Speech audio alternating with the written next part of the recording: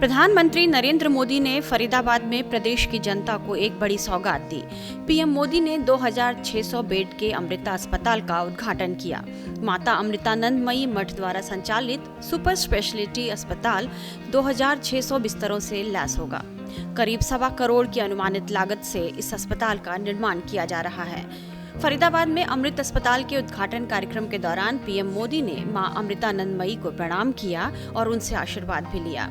PM ने कहा कि अमृतकाल की इस बेला में मां अमृतानंदमयी का आशीर्वाद मिला है। ऐसे में लोग जानना चाहते हैं कि कौन है यह मां अमृतानंदमयी जिनके आगे पीएम मोदी ने भी सर झुका दिया। इस वीडियो में हम अम्मा के बारे में आपको सब कुछ बताने जा रहे हैं। मां अमृतानंदमयी आध्यात्मिक नेता और गुरु हैं। उन्हें भारत की अग्रणी आध्यात्मिक नेताओं में से एक माना जाता है। उनके निस्वार्थ प्रेम और सभी प्राणियों के प्रति करुणा के लिए दुनिया भर में उन्हें अम्मा या माता के रूप में जाना जाता है। उनका पूरा जीवन गरीबों और शारीरिक और भावनात्मक रूप से पीड़ित लोगों के दर्द को कम करने के लिए समर्पित रहा है। अम्मा के आधिकारिक वेबसाइट के मुताबिक इनका जन्म 27 सितंबर 1953 को केरल के कोलम जिले में हुआ था। इनके बचपन का नाम सुधामणि इदमन्नेल था। बहुत कम आयु में इनका स्कूल जाना बंद हो गया था।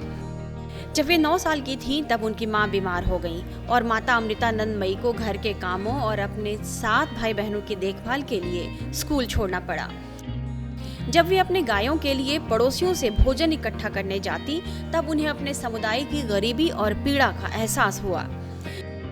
वे गरीबों के लिए अपने घर से भोजन और कपड़े लेकर जाने लगी। इस तरह दूसरों की पीड़ा को गले लगाने का मंत्र उन्हें मिलता गया। वह लोगों को उनके दुख में सांत्वना देने के लिए अनायास उन्हें गले लगाने लगी। उनके स्नेहपूर्ण देखभाल के जवाब में वे उसे अम्मा यानी माँ कहने लगे। हालांकि अम्मा जिस समुदाय से ताल्लुक रखती हैं, उसमें किशोरी लड़कियों का किसी दूसरे को छूना, खासकर पुरुषों को छूने की अनुमति नहीं थी। अम्मा के मुताबिक भारत में महिलाओं से पीछे रहने की उम्मीद की जाती है। कहा जाता है कि दीवारें भी उनकी बातें न सुने, वे ऐसा व्यवहार करें। मेरा परिवार लोगों तक पहुंचने के मेरे तरीके को नहीं समझ सका। उन्हें आध्यात्मिक सिद्धांतों का कोई अंदाजा नहीं था। लोगों को गले लगाने पर उन्हें प्रतिकूल प्रतिक्रियाएं मिलती थी, लेकिन अम्मा ने अपने दिल की सुनी। वे मानती हैं कि दुखी पीड़ितों को गले लगाना यह मेरा जन्मजात स्वभाव है। डॉक्टरों का काम मरीजों का इलाज करना है। इसी तरह मेरा कर्तव्य है कि पीड़ित लोगों को मैं सांत्वना दूं।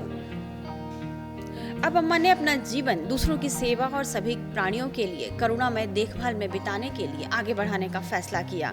जीवन में कई परेशानियों का सामना करने के बाद 1987 में वे आध्यात्मिक गुरु के रूप में उभरने लगी। माता अमृतानंदमयी ने लाखों लोगों को गले लगाकर उन्हें सांत्वना दी है। कहा जाता है कि अम्मा अपने आलिंगन और अपने आध्यात्मिक ज्ञान से इंसान की जिंदगी में बदलाव लेकर आती हैं। माँ सबको गले लगाती हैं, सबके आंसू पोंछती हैं, किसी से भेदभाव नहीं करती। अम्मा कहती हैं कि उनका धर्म प्रेम है।